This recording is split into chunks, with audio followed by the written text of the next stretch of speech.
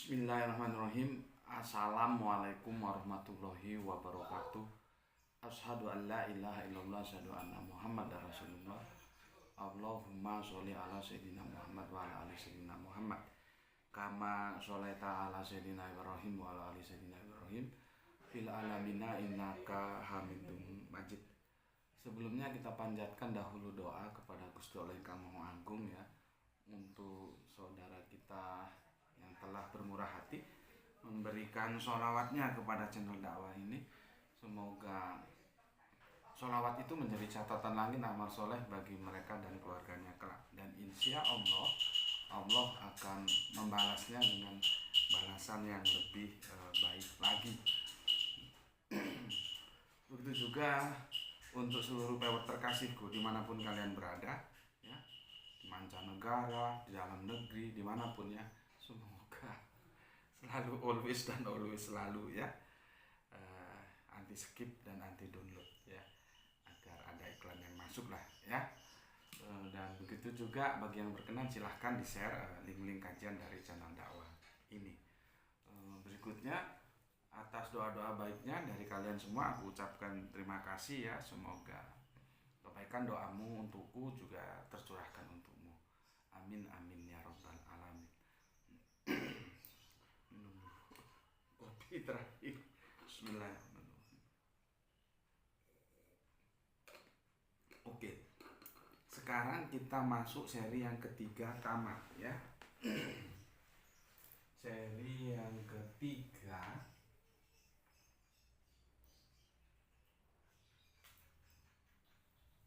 tamat.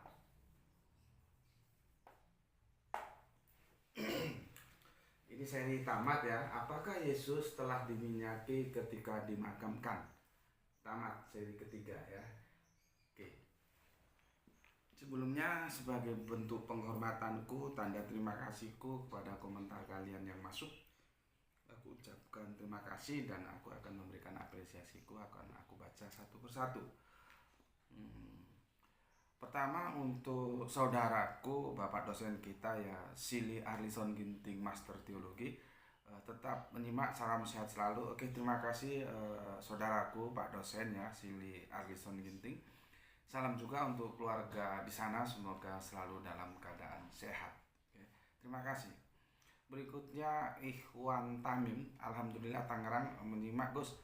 Semoga keberkahan Allah tercurah buat kita semua. Amin. Salam Isra. Oke, untuk Kang Mas Ikhwan Tamim, salam Isra juga untukmu.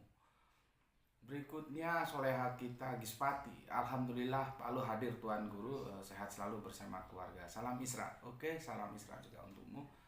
Terima kasih ya. Berikutnya Dimas Sunse ya, Semarang kali ini banjir, selalu hadir mengaji Gus. Semoga dapat tercerahkan kita semua dan sehat selalu. Salam Isra. Salam Isra juga untukmu dan untuk keluarga yang ada di sana. Saudaraku Kang Mas Suratno Eko yang ada di Semarang, dia mengutip Lukas 2355, kemudian Matius 2761 ya, menjelaskan tentang para wanita yang mengikuti setiap prosesi dari penurunan, pembersihan, pengkafanan, pemakaman sampai selesai. Lalu sebentar di depan makam, kemudian pulang ke rumah karena hari Sabat sudah mulai. Kemudian ditutup dengan tradisi orang Indonesia. Oke, terima kasih untuk saudara kita Kang Suratno Eko yang ada di Semarang. Salam untuk keluarga di Semarang. Berikutnya Kang Mas Mustofa Ibrahim, nyimak sambil nongki. Nongki itu apa ya? Enggak tahu. Di kawasan Candi Mendut Magelang ya. Semoga kita semua selalu always selalu ya dirahmati Allah. Amin. Berikutnya terima kasih ya Kang Mas Mustofa Ibrahim. Kemudian Kang Hermana Natawijaya, Assalamualaikum Bandung, masih always selalu always menyimak kajian. Oke, atur nuhun Kang Herman ya, kumaha pawartosna. Kang Mas Suratno Eko, oh 2 kali dia ya. Puji Tuhan, Yesus Kristus memang adalah oknum yang tersalib, mati, dan dikubur. Berita yang valid. Bersyukur aku tak percaya berita ada orang yang diserupakan. Terima kasih ya Allah. Oke, terima kasih juga untuk Kang Mas Suratno Eko, saudara kita yang ada di Semarang ini ya. Kang Mas belum konfirmasi ya, Kristen Jawi Wetan GKJW atau Katolik atau gimana? Mungkin bisa dikonfirmasi ya. Dan terima kasih, salam untuk keluarga di Semarang. Berikutnya di Manada, tanda hati merah. Kang Mas Halim Rais ya. Assalamualaikum, waalaikumsalam warahmatullahi wabarakatuh. Salam Isra, Ambon hadir menyimak Tuan Guru. Oke, salam Isra juga untuk semua keluarga di Ambon. Kang Mas Edi Margono yang punya Yogyakarta. Assalamualaikum, waalaikumsalam warahmatullahi wabarakatuh. Matur nuwun, salam untuk semua keluarga di Jogja. Kemudian ini jagoan kita dari Tulungagung, Kang Naryo Endri. Tulungagung panggah melu ngaji Gus, di luar nyimak ngaji pagi dan petang, selebihnya nyimak video jenengan yang lalu-lalu. Oke, mantap. Karena saya baru mengenal kajian jenengan waktu jenengan menanggapi sesajen lungsuran yang dibuang dilempar pemuda pasca gempa di Gunung Jawa Timur beberapa waktu yang lalu. Suwun Gus, mungkin maksudnya tentang peristiwa yang kemarin itu mana? Di Lumajang ya. Oke, matur nuwun Kang Mas Naryo Endri, salam Isra juga dan salam untuk semua keluarga di Tulungagung. Wah, ini Lai kita ini, Julfan Lubis. Apa kabar Lai Julfan Lubis ya? Dari Medan nih Gus meski telat. Salam Islam rasional. Oke, salam Islam rasional untukmu dan salam untuk semua keluarga yang ada di Medan. Logika yang benar, Cikarang Bekasi hadir. Ini yang punya Cikarang. Assalamualaikum, waalaikumsalam warahmatullahi wabarakatuh. Kemudian Rijal Wahyu, Rembang selalu hadir Gus. Oke, terima kasih, matur thank you ya. Kemudian Gedang Gondok Sam kita ini. Anti skip ada iklan live. Bakul bakso lewat. Oke, Kang Mas Mustafa Ibrahim ya. Benar Gus, ayah saya Jawa dan ibu Sunda. Memang banyak mitos dan stigma tentang perempuan Sunda dan pria Jogja Solo ya. Satu lagi Gus, tidak ada nama jalan berbau Pajajaran di kota berbahasa Jawa, dan tidak ada nama jalan berbau Majapahit di kota berbahasa Sunda. Kalau di daerah Pasundan nggak tahu ya. Kalau Jawa itu kemarin Kang Mas Gedang Gondok sepertinya telah memberikan konfirmasi. Di Malang ada, kota Malang, Jalan Pajajaran, bahkan ada hotel, nggak tahu hotelnya apa, tapi karena dia ada di Jalan Pajajaran maka orang bilang Hotel Pajajaran. Ya, ada di Malang ada. Ya sekira-kira 1 jam lah dari sini ya, kalau nggak macet ya. Ada Kang Mas, matur thank you atas konfirmasinya Kang Mas Mustafa Ibrahim. Berikutnya Kang Mas Nurkolis yang punya Brebes hadir nyimak, salam baru. Baru bukan lama ya. Salam Islam rasional Guru. Oke, matur thank you untuk Kang Mas Nurkolis. Salam untuk keluarga yang ada di Brebes. Ini soleha kita ini ya, Penti Wijaya, Jakarta hadir Tuan Guru. Oke. Mau tanya itu rempah-rempah apaan Guru?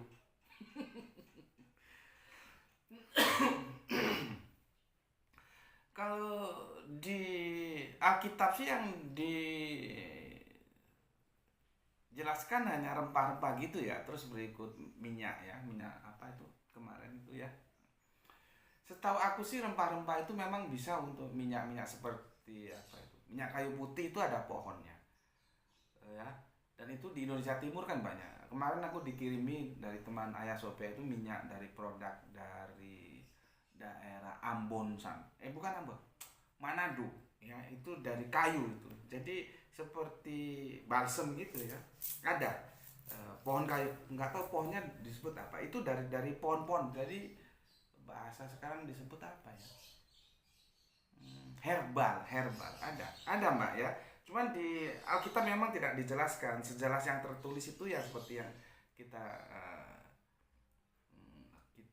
diskusikan kemarin. Dan sekedar tahu aja, ternyata minyak kayu putih itu untuk obat luka bisa ternyata. Istriku itu kalau si kecil itu terluka itu nggak pakai obat merah, obat apaan, nggak, minyak kayu putih. Kelebihannya memang agak pedih ya. Kelebihannya dia cepat kering dan tidak basah. Jadi cepat kering dan alhamdulillah cepat sembuh minyak kayu putih. Ini penjelasan untuk teman-teman yang lain ya. Ternyata minyak kayu putih itu bisa untuk obat luka. Terluka karena apa? Misalkan karena anak kecil biasanya main-main apa kok gitu ya. Terluka itu minyak kayu putih Mbak Soleha kita Penti Wijaya ya. Dan itu kan dari rempah-rempah yang disuling ya. Yang disuling begitu. Makanya sih ya, menjadi kita mempunyai korelasi ke belakang. Ketika jasad dalam tanda kutip begitu katanya Lai Huta Barat ya. Yesus dalam tanda kutip itu dikasih rempah-rempah. Itu apakah tidak merupakan sebuah upaya tindakan penyembuhan dari luka yang dia derita? Artinya Yesusnya belum wafat. Karena penyaliban itu meninggal itu dalam waktu yang lama loh. Makanya si Pilatus kan kaget. Cuman kekagetan itu tidak disampaikan di Injil-Injil lainnya yang mungkin nanti kita bahas. Ya. Itu masalahnya. Makanya apakah itu tidak tindakan penyembuhan justru? Kalau kita menilik ternyata minyak kayu putih itu kan dari rempah-rempah itu bisa menyembuhkan luka gitu. Itu Mbak Penti Wijaya yang bisa disampaikan dan silahkan tanya ke yang lain mungkin ada informasi baru sebagai tambahan ya. Yang dari aku cukup segitu dulu ya. Nanti kita bahas lebih rinci, kita lihat keadaannya ya. Oke, berikutnya Pigi Cindy itu hanya 2 jempol juga. Terima kasih atas jempolnya. Empu di 99 hadir Gus. Oke, matur thank you. Didik nyimak Gus. Oke, matur thank you. Aku kadang baca komen dari teman Kristen ini gimana ya. Aku sudah jelaskan berkali-kali loh ya. Aku itu harus tunduk dalam aturan agamaku Islam ya. Yang itu kan kelanjutan dari dinullah yang dulu. Karena aku memandangnya satu garis, tidak terputus. Milata Abraham itu melahirkan anak-anaknya Yahudi, Nasrani, dan Islam. Cara pandangku itu tidak terputus. Dan kami tidak boleh menistakan siapapun para nabi termasuk Yesus. Bayangkan, aku sampai gak berani ngomong Yesus dikubur. Gak pantas. Aku harus mengomong bahwa dimakamkan. Karena kalau yang dikubur itu anjing mati dikubur tuh pantas lah. Binatang mati dikubur. Ini sosok yang dimuliakan oleh Allah dan diangkat menjadi nabinya. Terus dikatakan dikubur, menurutku secara pribadi itu tidak pantas. Maka aku menggantikannya dengan diksi dimakamkan. Itu kan sebagai wujud bagaimana aku menghormati Yesus. Jadi jangan bilang aku tidak menghormati Yesus. Gitu loh. Ya, berkali-kali aku bilang, masalah cara pandang kita berbeda tentang siapa Yesus, itu mari kita diskusikan secara akademis. Aku tidak boleh dan aku bukan orang yang menghujat siapapun, apalagi dia nabi. Ya. Ini Kristen goblok-goblok ini mbok ya dipahami gitu. Mbok ya tiru itu loh, Pak dosen kita.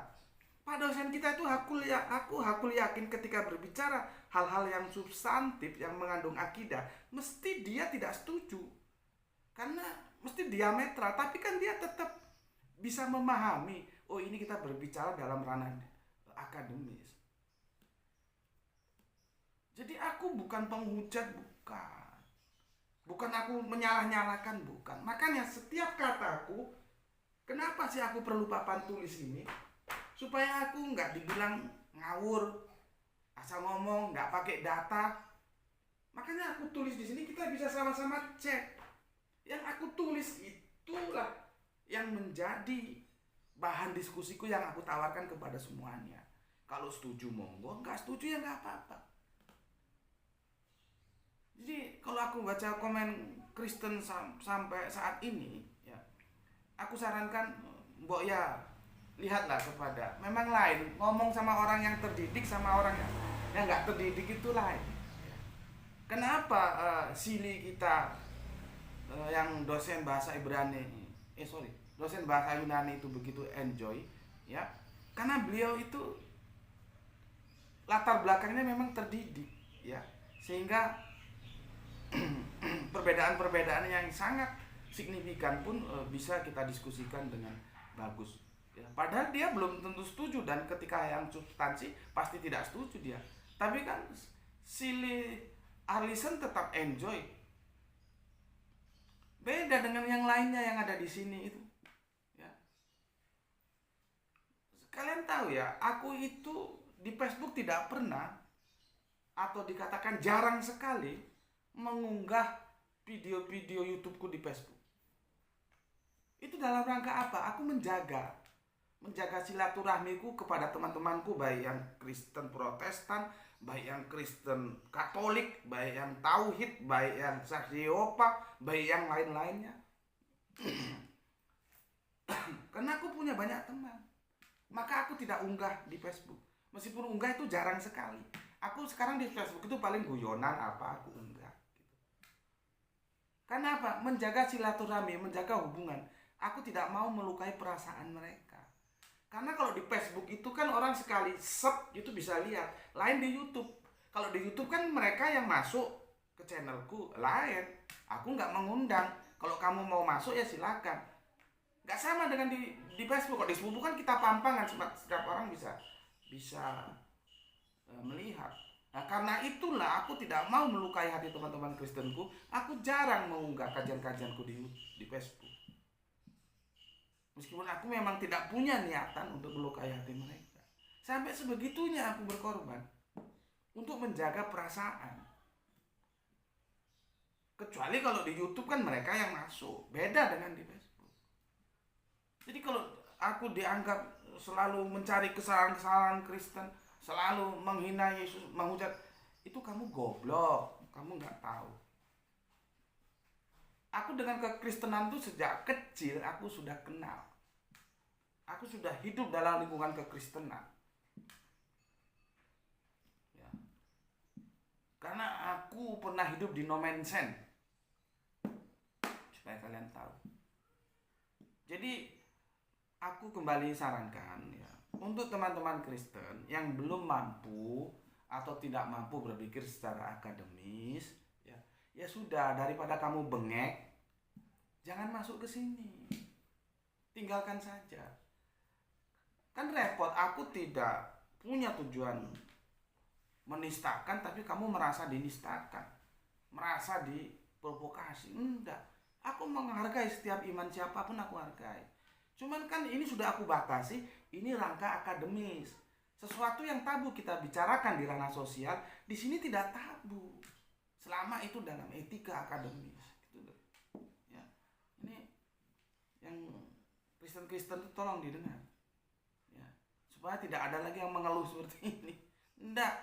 Aku enggak pernah punya tujuan mengganggu, menistakan, enggak. Makanya semua aku tulis seperti ini loh. Alkitab itu bicara begini, ini ada masalah, ayo kita diskusikan bersama. Kecuali aku ngomong tanpa dasar.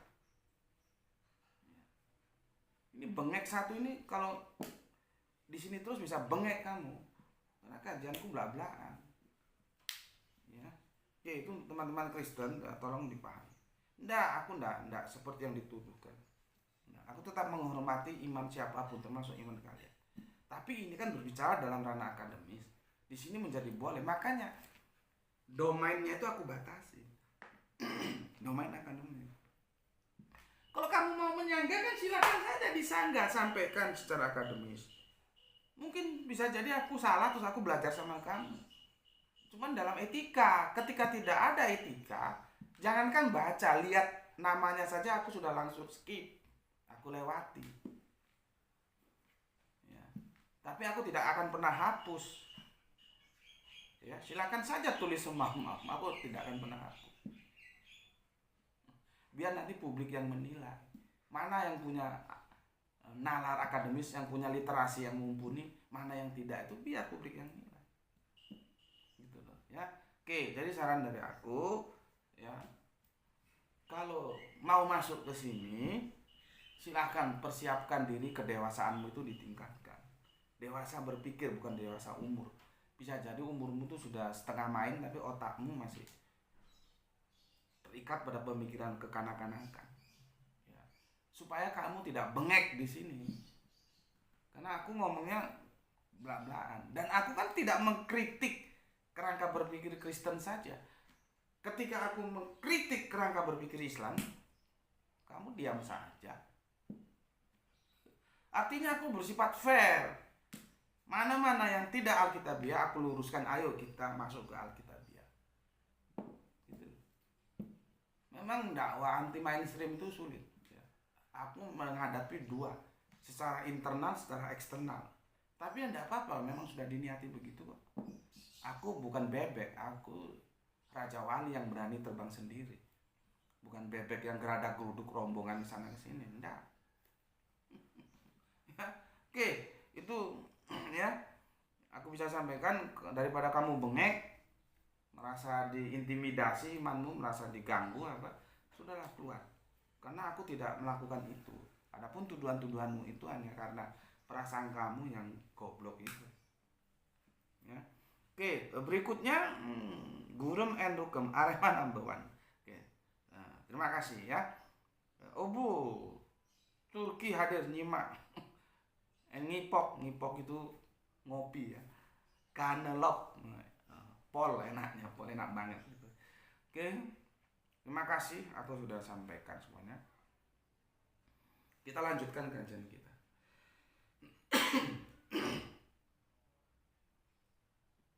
Ya. Kita lanjutkan ke kajian kita. Kemarin aku sudah bilang, ya. Bisa jadi ada yang mengatakan, "Oh tidak, itu sudah diminyaki." Ya. Sudah diminyaki. Aku review saja.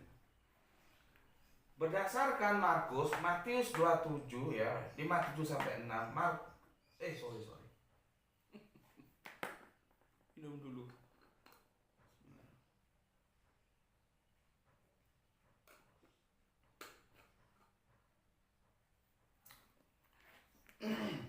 Berdasarkan Matius ya, 27 57 sampai 61, Markus 15 42 47, Lukas 23 50 sampai 55, Yohanes 19 38 42 ya. Ini kita sudah simpulkan kemarin ya. Pemakaman ketika dimakamkan gitu ya. Ini semua perikop ini ya, ketika Yesus dimasukkan ke makam. Ya, ketika Yesus dimasukkan ke makam ya. Jadi perikopnya beda, itu sudah perikop tersendiri ya. Perikopnya sudah beda, itu perikop tersendiri. Misalkan kita ambil Matius 27 ya. Matius 27 57 begini. Matius 27 57. Nah, itu perikopnya Yesus dikuburkan. Ya. Nanti setelah Yesus dikuburkan ada perikop baru ya. Yang sudah lain cerita, itu keesokannya. Paham ya? Ini tempusnya harus ngerti dulu kamu. Kalau nggak ngerti aku sulit jelaskan, kamu bingung nanti. Ya. Maka ketika Yesus dimakamkan, ini kata kitab dikuburkan ini gimana? Ya. Dimakamkan, Matius bungkam, dia tidak ngomong apa-apa tentang minyak ini. Ya. Markus bungkam, dia ngomong dalam tanda kutip. Ya. Makanya ini kita kasih tanda kutip. Ya. Ini. Lukas dalam tanda kutip. Ya. Yohanes langsung mengatakan di surat Yohanes yang ke-19 ayat yang ke-40. Diminyaki. Di mana itu dikerjakan antara Yusuf Arimatea dan Nikodemus. Diminyaki. Begitu jasadnya itu dimasukkan ya, dikasih linen, itu dikasih rempah-rempah, diminyaki. Ini satu perikop ketika Yesus, kalau di sini tuh Yesus dikuburkan, kalau aku Yesus dimakamkan. Ini satu perikop ya. Artinya dalam perikop pemakaman ya, Matius bungkam 1000 bahasa, Markus bicara tapi dalam tanda kutip, Lukas bicara tapi dalam tanda kutip, Yohanes bicara tidak dalam tanda kutip, memang diminyaki. Artinya ketika dimakamkan pertama kali itu langsung diminyaki sama Yusuf Arimatea dibantu oleh Nikodemus. Itu catatan Yohanes. Injil yang ini baru keluar 90 Masehi. Ini Markus paling tua. Markus itu tolong dicek kalau nggak 58 berapa ya? 50 Masehi atau berapa gitu ya? Ini lebih tuan Markus. Yohanes ini sudah dianggap muda 90 Masehi, berarti 90 tahun. Baru ada ya. Itu dia mengatakan diminyaki. Artinya kan ini kontradiksi. Nah, makanya ini salah. Ini yang kita pilih. Karena ini yang lebih kuat. Ya, informasinya dengan jalinan ceritanya itu ngena. Nah, sedangkan yang ini dalam tanda kutip. Nah, tanda kutip inilah yang mau kita diskusikan sebagai penutup kajian kita. Ya, clear ya, tanda kutipnya itu di mana? Nah, aku jelaskan di sini. Aku jelaskan ya. Aku hapus ini ya, supaya kita mengerti kemana kita mau dibawa dalam catatan-catatan Injil, baik dari Matius, Markus, dan Yohanes tentunya, yang masing-masing menulis dengan karakter tulisannya sendiri-sendiri. Kita akan tahu bagaimana permasalahan-permasalahan yang ada, yang itu akan kita bicarakan. Ini bisa ketemu nggak ini perbedaan-perbedaan ini? Kalau bisa ketemu kita ketemukan, kalau enggak ya enggak. Ya, terus artinya menjadi tanda tanya. Kembali lagi, mana yang benar, mana yang salah? Ya, lah aku Alkitab loh ya, aku nggak pernah lari dari Alkitab. Ya, sola scriptura, hanya Alkitab. Dan aku tidak tafsir. Ya. Oke, aku sudah bilang Matius tentang minyak bungkam 1000 bahasa, tidak bicara apapun. Kalau tidak percaya, baca sendiri Injil Matius. Nah, kurang enak ya opo? Kurang enak bagaimana? Aku sudah pastikan, karena aku sudah baca, maka aku berani memastikan. Matius, masalah minyak per minyak, bungkam 1000 bahasa. Menjadi tanda tanya, sebetulnya diminyakin kagak sih? Jadi nggak perlu kita tampilkan Matius, karena Matius tidak berbicara tentang rempah-rempah ya, yang itu nanti bahan untuk bikin minyak-minyak itu. Ya. Kita sekarang berbicara di Markus 61. Markus 61 ya, ke ayatnya 1. Nah, lihat ini, ayatnya langsung masuk 1 kan, karena dia sudah perikop baru di penguburan itu. Kalau perikop yang awalnya kan penguburan ya. Oke, sekarang kita lihat Markus. Ini perlunya kalian belajar perikop itu supaya tahu di situ, tahu tempusnya, tahu batas-batas tempusnya, tahu. Sehingga tempus delicti itu perlu dipelajari ya. Di sini perikopnya bukan lagi dikuburkan, tapi sudah kebangkitan Yesus. Sudah lain perikop, lain cerita. Masih nyambung tapi sudah diceritakan dalam tempus delicti yang berbeda. Yang dikuburkan itu yang kemarin, sementara kebangkitan Yesus lusanya, besoknya, gitu loh ya. Nah, kalau besoknya memang benar. Kalau besoknya, yang aku bilang kan, ketika pada waktu saat dimakamkan itu semuanya 1000 bahasa, hanya Yohanes yang melaporkan bahwa meminyaki. Itu ya. Nah, di Markus 6:1 ini perikopnya sudah kebangkitan Yesus.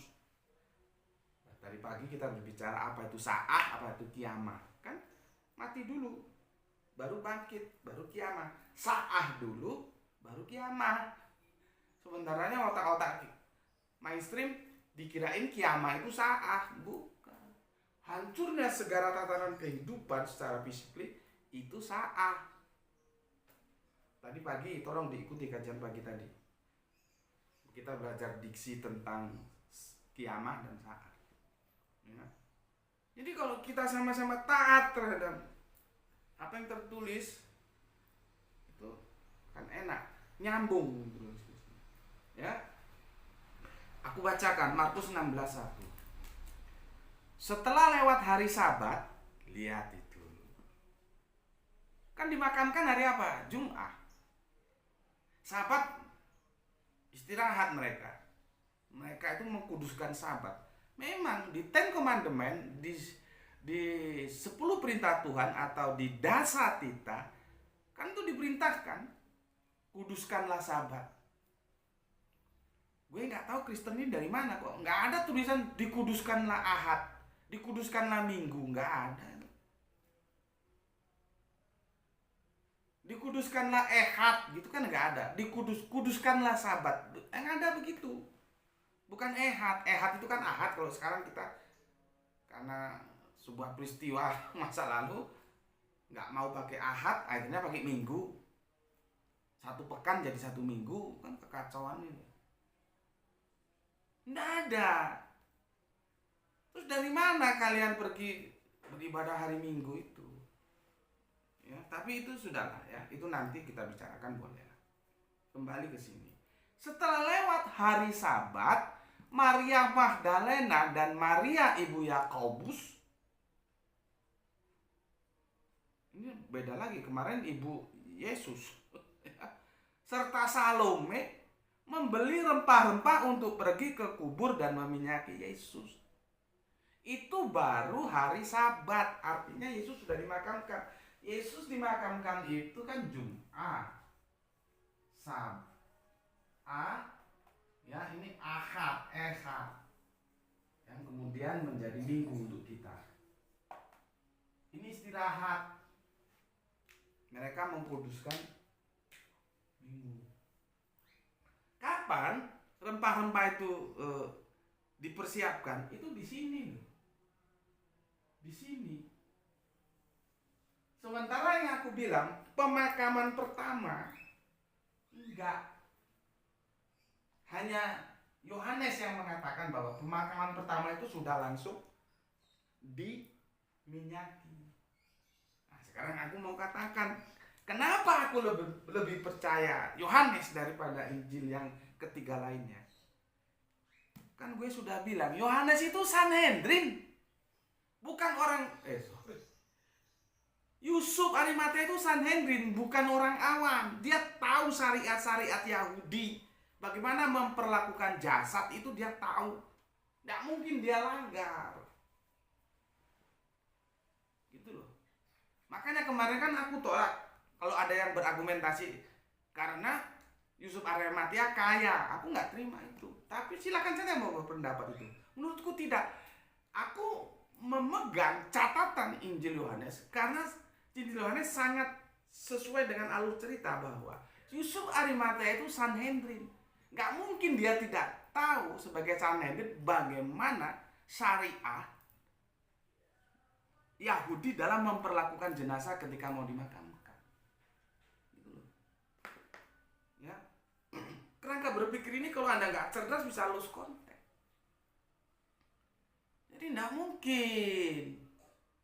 Dan sekali lagi aku jelaskan, dalam Dinulo mulai Milata Abraham sampai kemarin kan aku sudah cerita bagaimana Ismail dan Ishak memakamkan bapak Abraham di Hebron sana, di gua Makspela. Karena makam Yahudi itu juga seperti gua begitu.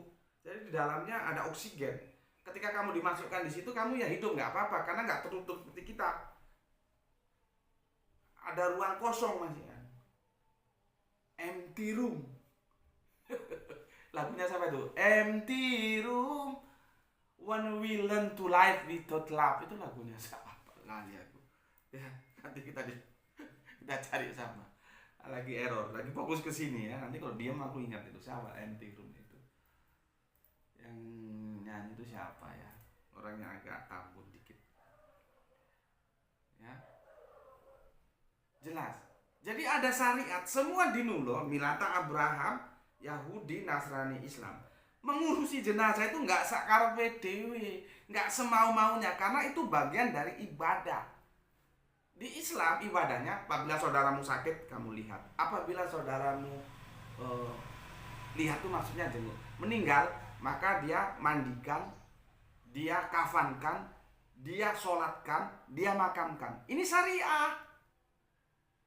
Makanya orang-orang juga biar tahu nih, kenapa mu'alaf itu aku sarankan berdasarkan kajian kita 2 tahun yang lalu, segera bikin surat mu'alaf supaya Anda diketahui publik bahwa Anda telah Islam. Karena kalau Anda Islam akan dimakamkan menurut syariah Islam, nggak boleh sembarangan. Supaya tidak jadi rebutan antara keluarganya yang belum tahu kalau dia itu sudah menjadi Islam. Nggak boleh sembarangan, harus ada tuntunannya. Gitu loh. Dan itu tertulis jelas apa yang dikatakan Yohanes. Biar tahu semuanya. Menikah itu juga nggak sembarangan, ada syariatnya. Mau dimakamkan juga nggak sembarangan, ada syariatnya. Itu termasuk aturan-aturan dalam syariat. Ya. Oke, ini Markus ya. Artinya memang membawa rempah-rempah tercatat oleh Markus, tetapi itu setelah ehad. Ya, ini kan libur, bukan ketika dimakamkan Jumat.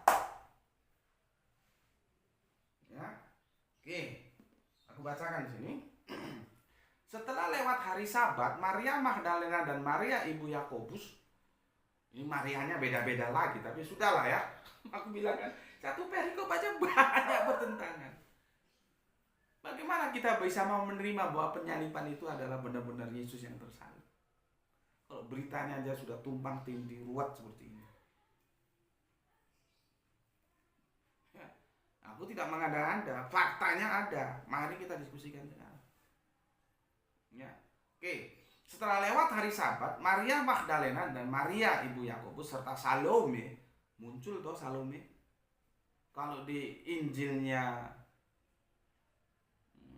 Yakobus ya, Injilnya Yakobus kalau nggak salah itu ya, yang kemarin diprotes, oh nggak ada Injil Yakobus, ya katamu nggak ada, urusanmu itu kan apokrifa ya. Salome itu dukun bayinya Yahudi, bayangkan orang Yahudi itu sampai melahirkan saja nggak mau diurus orang lain, harus diurus orang Yahudi, karena di situ diceritakan begitu mau melahirkan bukan masuk kandang domba, tapi dimasukkan ke gua berdasarkan Injil Yakobus yang ditolak oleh kekristenan. Setelah itu Yusuf cari dukun Ibrani, nggak mau dukun yang lain. Sampai begitunya tingkat egonya orang Yahudi. Ya. Disitulah muncul nama Salome. Ini sekarang muncul lagi Salome di sini. Membeli rempah-rempah untuk pergi ke kubur meminyaki Yesus. Jadi argumentasi kalau kemarin nggak tahu diminyaki atau belum, itu menjadi masalah juga. Yang kemarin sudah kita bahas ya. Oke, sekarang Lukas 2356. Lukas 2356 ya. Dan setelah pulang, mereka menyediakan rempah-rempah dan minyak mur. Ya. Dan pada hari Sabat mereka beristirahat menurut hukum Taurat, sudah aku jelaskan tadi, istirahat di sini. Maka Sabat itu ada yang menerjemahkan istirahat, ada yang menerjemahkan 7, yaitu debatable kan, terserah lah, itu urusan bahasa nanti ya. Karena kalau ditarik ke Arabian tulisannya beda antara Sabat, kalau diucapkan spellingnya hampir sama antara Sabat yang 7 dan Sabat yang istirahat. Ya. Oke. Ini Lukas 2356 ya, kita sekarang lihat Lukas ya. Lukas Lukas 23:56. Seperti yang aku bilang kemarin ya, Lukas 23 ya, nomor 56A itu ndak ada di sini. Nomor 56A itu ndak ada. Ya. Kemudian ditambahkan di sini ndak ada. Ndak ada ya. Kok di ini kan begini. Lukasnya ya, 2356B di sini ya. Dan setelah pulang mereka menyediakan rempah-rempah. Kan begitu tulisannya ya. Dan setelah pulang mereka menyediakan rempah-rempah dan minyak mur. Ini langsung masuk ke, kalau di sini 56A, di sini 56B. Jadi masalah lagi. Tapi apapun dia, ini katanya ada diksi setelah pulang. Artinya ketika ini belum menyediakan rempah-rempah. Setelah pulang dari pemakaman, baru mereka menyediakan rempah-rempah. Menunggu hari Ehad masuk, hari Minggu mereka akan meminyaki. Artinya di sini sami mawon. Pada hari pertama dimakamkan tidak diminyaki. Gitu loh. Ya. Dilanjutkan nanti baru pada ke Lukas ya 24:1. Ini sudah masuk perikop baru dia. Lihat, perhatikan ininya. 23 ini langsung 24 ya. Ayatnya satu lagi. Ini jelas perikopnya sudah beda. Artinya di sini ada rempah-rempah di perikop Yesus dikuburkan itu. Ini kan kebangkitan Yesus perikopnya. Tetapi ada diksi yang menjelaskan kepada kita dan setelah pulang. Artinya setelah pulang berarti ya pasca hari Jumat ini. Jadi hari pertama dimakamkan tetap saja nggak ada rempah-rempah, nggak ada minyak. Ya, oke. Aku baca ya, Lukas 24:1. Tetapi pagi-pagi benar pada hari pertama minggu itu, nah lihat, minggu harinya ya. Mereka pergi ke kubur membawa rempah-rempah yang telah disediakan di sini ya, rempah-rempah yang telah disediakan mereka. Kapan ini? Kembali ini. Ehad. Ini Jumat, ini Sabtu, ini Ahad ya, atau Minggu. Di sini terjadinya.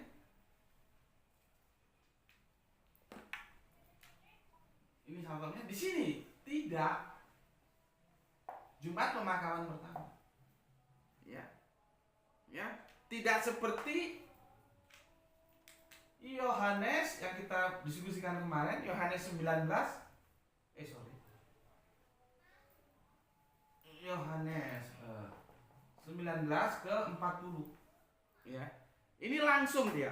Mereka mengambil mayat Yesus, mengapaninya dengan kain linen, membubuhinya dengan rempah-rempah menurut, ini yang aku bilang, adat orang Yahudi bila menguburkan mayat. Jadi ini Matius, Markus, Lukas menyalahi adat Yahudi, yaitu syariah Yahudi. Bagaimana cara memperlakukan jenazah. Ya, padahal Yusuf Arimatea itu Sanhedrin, nggak mungkin dia nggak tahu syariat. Maka dilaporkanlah di sini dengan jelas, syariat itu dilakukan oleh Sanhedrin itu yang bernama Yusuf Arimatea. Makanya aku memilih ini dan menolak Matius, Markus, Lukas sebagai sebuah laporan yang salah. Nah, kalau kitab suci tapi ada kesalahan informasi, itu bisa dikatakan suci tidak? Silahkan pikirkan sendiri. Ya. Oke, di sini jelas langsung hari pertama dia sudah diminyaki, dikasih rempah-rempah.